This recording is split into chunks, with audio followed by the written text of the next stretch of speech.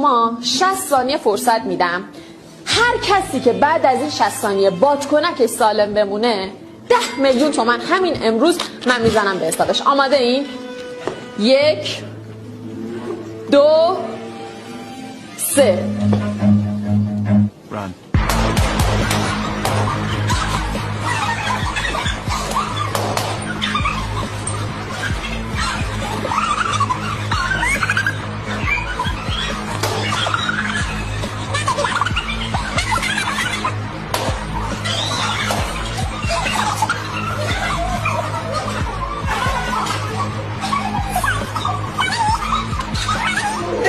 بیا اینجا، بیا اینجا. خب بچه نذاشید به 30 ثانیه بکشه.